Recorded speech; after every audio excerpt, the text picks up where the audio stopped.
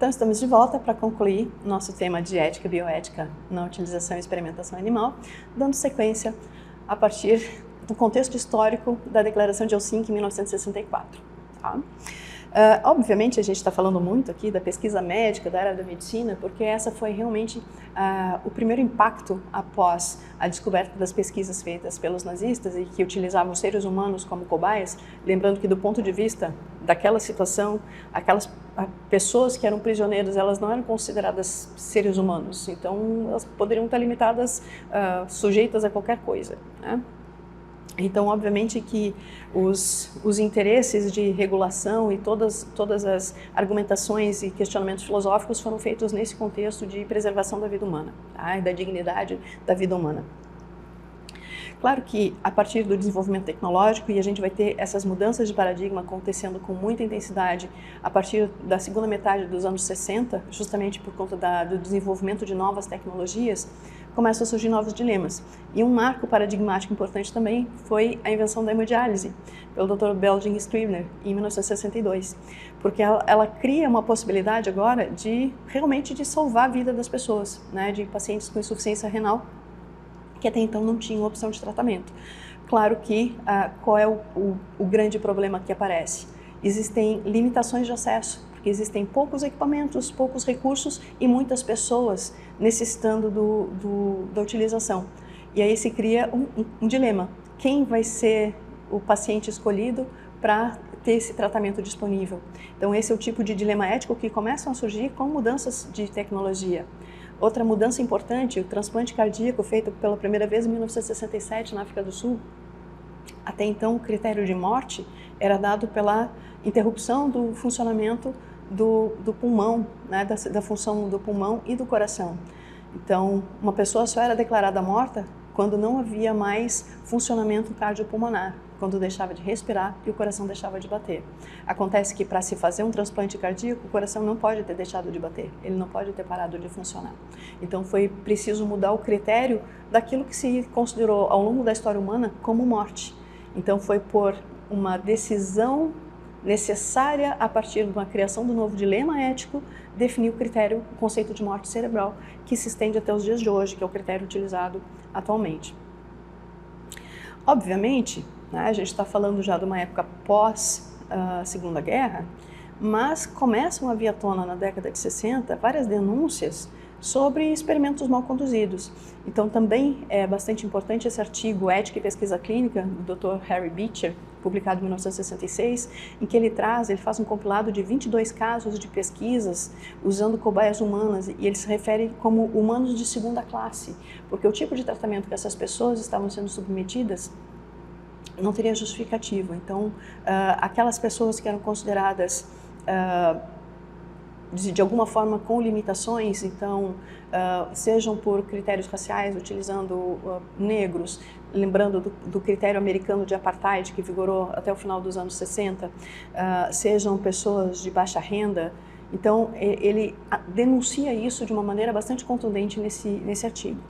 E obviamente a gente tem o caso de Tuskegee, no Alabama, talvez um dos maiores escândalos da pesquisa americana, no qual vem à tona essa pesquisa desenvolvida ao longo de 40 anos, entre 1932 e 1972, no qual uma população de 399 homens americanos negros, aqui tem uma foto dessa população de estudo, são realmente pessoas que estavam sendo acompanhadas. Então nós tivemos algumas gerações, né, dessas famílias sendo acompanhadas por médicos. Esse foi um estudo patrocinado e desenvolvido pelo Instituto Nacional de Saúde, né? Então a gente está falando de um órgão federal de pesquisadores governamentais, fazendo acompanhamento simplesmente do desenvolvimento natural da sífilis.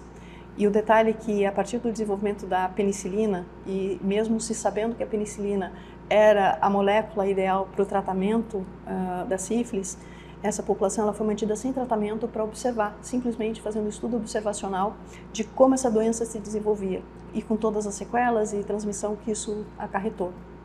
Então, ao longo de 40 anos isso foi feito, né? E como vocês estão vendo, tem um médico ali coletando o sangue do paciente. O pior de tudo é que essas pessoas imaginavam que estavam sendo tratadas que estavam sendo cuidadas, porque elas estavam realmente sendo acompanhadas. Esse caso só foi ter realmente uma resolução, um pedido público de perdão do governo Clinton, né, 20 anos depois, um absurdo, né, posterior à Segunda Guerra, e para mostrar que mesmo esses eventos chocantes, né, e a presença de regulamentos como o próprio Código de Nuremberg, Declaração de Helsinki, elas são muito frágeis quando a gente aplica isso no caso real. Então, existe a necessidade de um processo normativo mais firme e, especialmente, de processos fiscalizatórios para que realmente esses limites sejam respeitados. A consequência mais imediata da revelação do caso Tuskegee foi a criação do relatório Belmonte. Então, aqui, uma comissão instituída pelo Congresso americano de pesquisadores foi nomeada a Comissão Nacional para a Proteção do Sujeito Humano das Pesquisas Biomédicas e Comportamentais. Foi encarregada de fazer um levantamento, né, das pesquisas atuantes e criar codificações. Então, aqui sim, esse relatório ele faz uma leitura do campo, uma leitura, uma consideração daquilo que existia e estabelece limites, né, princípios éticos que não podem ser transigidos. Então, ele cria são três princípios que eles trazem: o princípio dos respeito às pessoas, ou seja, os indivíduos precisam ter sua autonomia respeitada, e 2 princípios que são trazidos muito dentro da medicina: a beneficência, ou seja, aquilo de que qualquer experimento feito, qualquer tratamento feito, aqui principalmente com relação à pesquisa clínica, que precisa trazer benefício à população em estudo, e também o critério da justiça, todos precisam ser tratados da mesma forma. Tá? Então, o relatório Belmonte, publicado em 1978, ele é uma marca vigente até hoje, muito importante dentro da bioética, porque ele olha para dentro, ele faz essa reconsideração dos erros cometidos e estabelece esse modelo principialista que nós utilizamos até hoje na bioética. A partir do relatório Belmonte, a gente vai ter a publicação do livro Princípios da Ética Biomédica, publicada por esses 2 pesquisadores que vocês veem em tela, Tom Béchamp e James Childress, publicado quase que na sequência do relatório Belmonte, 1979. Então, eles reforçam os 3 princípios já trazidos pelo relatório Belmonte, mas acrescentam ainda o princípio da não maleficência. Lembram lá de Hipócrates, né? O não causar mal, primo non nocere? Então, eles trazem esse princípio também como um dos princípios a serem seguidos dentro da área biomédica. Então, esses 4 princípios, eles são utilizados como as diretrizes norteadoras de qualquer pesquisa que afete a vida humana ou vida animal. Então, a autonomia ou respeito às pessoas dizem justamente isso, que qualquer paciente, qualquer indivíduo que vai participar de uma pesquisa, ele precisa ser informado, ele precisa ser respeitado. Se ele quiser ser retirado da pesquisa a qualquer momento, ele tem que ter essa autonomia. O tratamento tem que ser igual a todos, então eu não posso simplesmente escolher uma determinada população. A gente tem um caso no Brasil, né, de que na época ainda do Império, houve uma proposta de se usar a população carcerária para servir de cobaia para um teste de vacina, que foi proibido pelo imperador. Então, independente da característica da população, né, seja uma minoria, seja uma população socialmente vulnerável, não se admite tratamento desigual. Então, assim como eu não posso dispor da vida das pessoas para usá-las de jeitos diferentes, eu também não posso escolher qual tipo de pessoa vai receber ou não o benefício oriundo dessa pesquisa. E os 2 princípios, que para muitos é a mesma coisa, mas não maleficência e beneficência, eles se diferem em que beneficência eu tenho que fazer qualquer coisa para benefício, então eu tenho que objetivamente produzir algo de bom. Então, não pode ser uma pesquisa pela pesquisa, né? Simplesmente pela investigação. Ela tem que trazer algum benefício. E o não maleficência me impede de produzir mal, que nem sempre é fácil o reconhecimento a priori. Por isso que a pesquisa com animal, a experimentação animal acaba sendo ainda muito adotada como a primeira fase de qualquer experiência feita em humano. Tá? Claro que às vezes para se produzir o efeito positivo, existem efeitos colaterais. Talvez o exemplo mais comum seja o uso da quimioterapia ou da radiação para tratar um paciente oncológico. Obviamente que esses medicamentos têm efeitos tóxicos, têm efeitos colaterais, mas o efeito positivo que se obtém desse tratamento, ele suplanta os efeitos negativos. Então, beneficência e não maleficência são dois pratos da balança que precisam estar em equilíbrio. Apesar de visarem o bem do paciente, eles são coisas discretamente diferentes. Trazendo então para a experimentação com animais, a gente sabe que o uso dos animais como fonte de experiência, ele acompanha, talvez, a história humana. Então, ela é registrada também desde Hipócrates, e quando se começa a colocar restrições sobre a utilização de humanos, o foco, né, o aumento com a pesquisa animal, obviamente, fica muito maior. E aqui a gente tem um outro ponto importante a ser discutido, que é justamente a teoria mecanicista trazida por Descartes. Porque aqui ele traz a figura do animal como sendo um robô biológico, né? Como sendo um mero relógio, uma máquina. Né? Então aqui uma fala dele na Carta Moros: não há razão para se crer que nas bestas haja alguma alma racional. Eles agem apenas como máquinas, sem pensamento. Então essa desvinculação da capacidade de um animal de qualquer percepção racional do ambiente, então ele tira: não há razão, não há alma, não há sentimento, não há percepção de dor. E por isso a gente pode dispor dos animais da forma como a gente melhor nos aprouver. Tá? Então essa negação de senciência, né, da capacidade de ter percepção, da linguagem simbólica e da razão, ela cria uma autorização para uso indiscriminado. Infelizmente, esse tipo de mentalidade ele persistiu por muito tempo. Tá? Essa mudança da percepção da necessidade do tratamento ético com os animais, ela vem depois ainda da mudança relacionada aos seres humanos.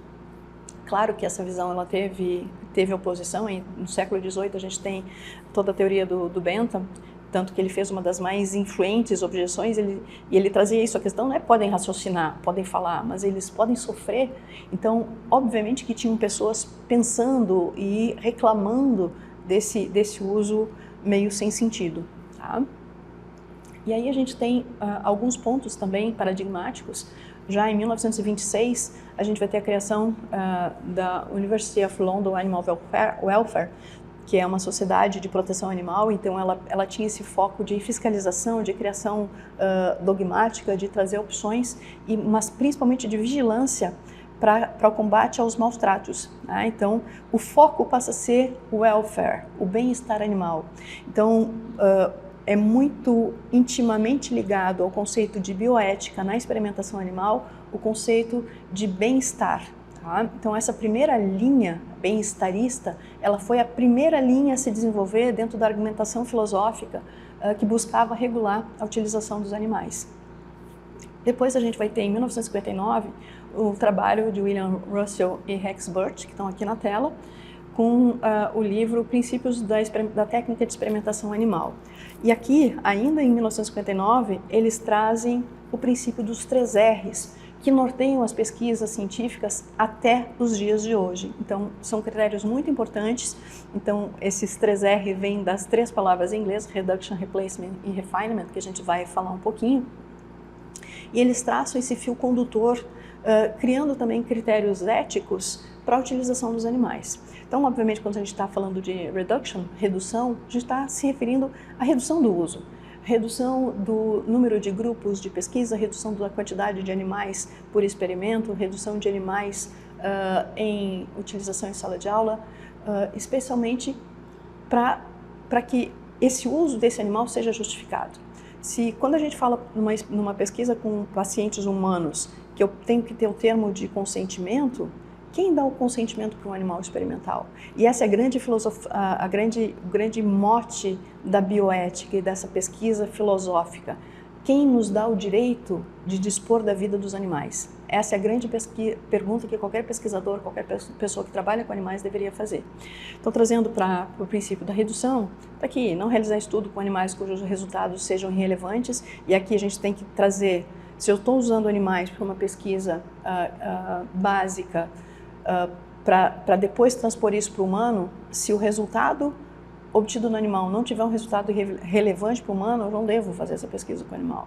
Evitar a replicação de estudos já realizados em vivos simplesmente pela confirmação, viés de confirmação, para obter o maior número de informações com o menor número de animais. Então fazer, e aqui a estatística é importante para justamente ver o power, né? Ver a quantidade mínima de amostra, o número de animais mínimos que eu possa obter informação. Então aqui a gente tem uma linha tênue, que se eu uso um grupo muito pequeno e que eu não vou ter um dado significativo, eu vou ter que repetir esse experimento e vou usar mais animais. Então isso aqui precisa ser bastante bem estabelecido. E, obviamente, o estudo de menos animais por experimento. O refinamento, né, ele visa promover o alívio ou a minimização da dor, sofrimento ou estresse do animal. Isso vem, obviamente, que implica o nosso maior conhecimento das características de todas as espécies utilizadas. Então, de novo, muito relacionado com o bem-estar, com o desenvolvimento de tecnologias, com o conhecimento de novas técnicas, conhecimento das espécies que a gente usa, comportamento, manifestação social, identificação de dor. Então hoje a gente já tem os mapas de identificação facial, de comportamento facial para roedores, para boa parte das espécies, essa manifestação de dor que o pesquisador precisa conhecer. Então a intervenção deve ser sempre feita de modo a produzir o mínimo efeito de sofrimento, de estresse e de dor. A gente precisa definir pontos finais humanitários, se precisam criar resgates de dor. Então esses são critérios bem estabelecidos e que são regras a serem utilizadas e seguidas também por qualquer pesquisador.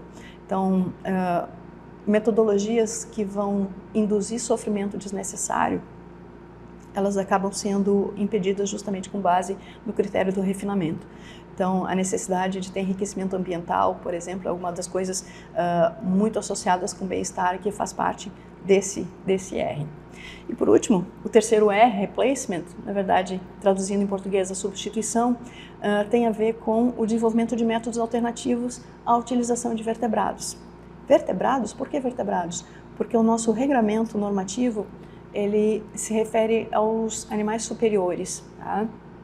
Então, hoje, o uso de invertebrados não está dentro dessa legislação. Estou fazendo um parênteses aqui com relação ao que está na tela, mas é um parênteses importante, porque quando a gente pensa na declaração de Cambridge, publicada em 2012, em que um grupo de cientistas que trabalham com experimentação animal, zoólogos, veterinários, fazem o reconhecimento da capacidade de senciência dos animais, eles listam todos os animais vertebrados e os polvos.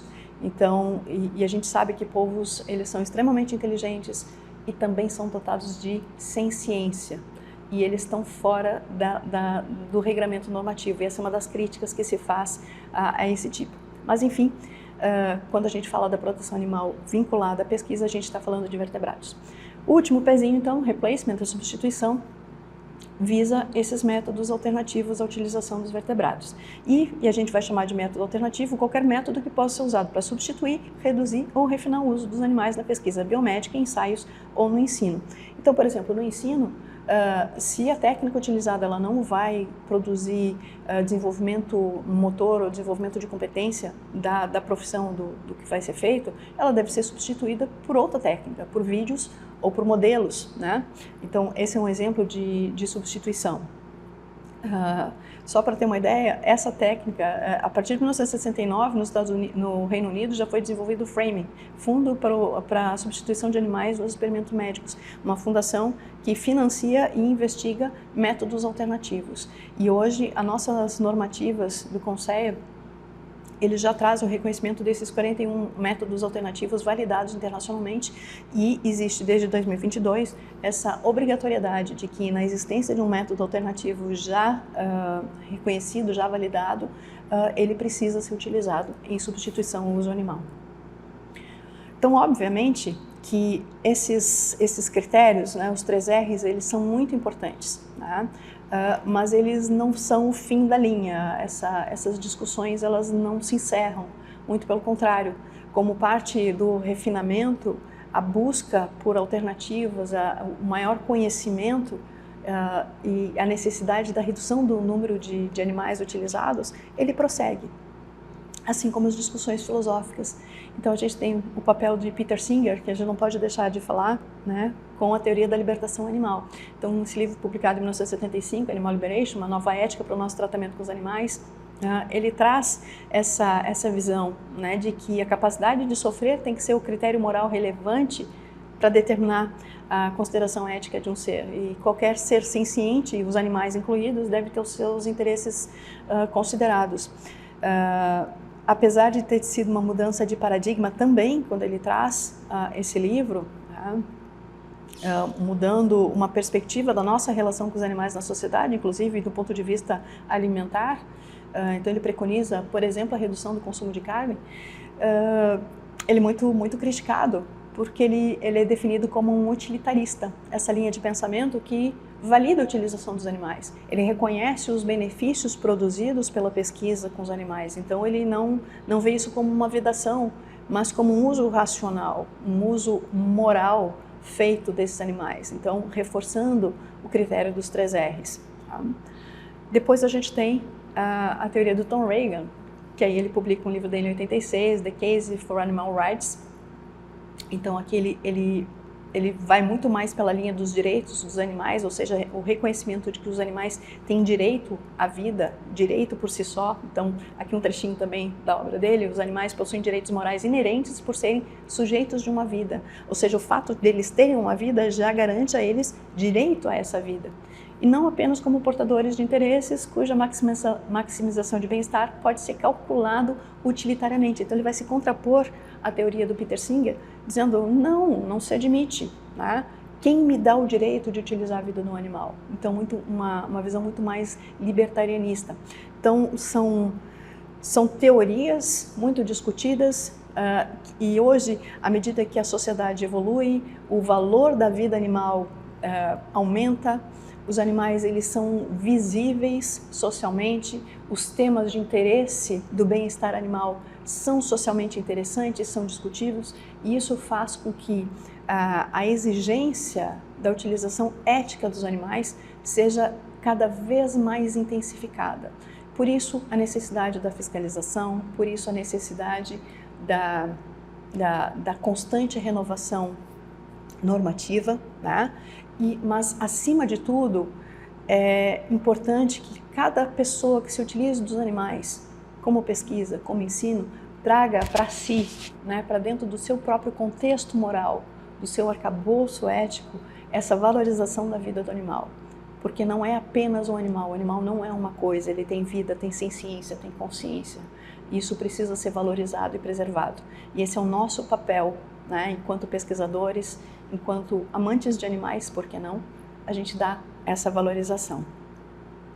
Então, aqui eu trago um último pensamento, né, que eu acho que para encerrar esse nosso aspecto da bioética, o ponto mais relevante de todos é que os princípios éticos, eles precisam ser introjetados, né? Todo indivíduo humano, ele precisa trazer muito claro esses limites, esses condutos éticos que colocam a nossa limitação entre realmente certo e errado, o poder e o dever. Tá? Então esse imperativo ético, ele precisa ser seguido no nosso dia a dia. O respeito aos animais precisa ser algo inerente à sua utilização. E sim, a utilização dos animais não deve ser considerada um direito, né? E sim um privilégio poder lidar com eles. Me coloco à disposição para qualquer esclarecimento, qualquer dúvida. Meu e-mail está na tela, anne.amaral@ufsm.br. Muito obrigada por terem me acompanhado até aqui.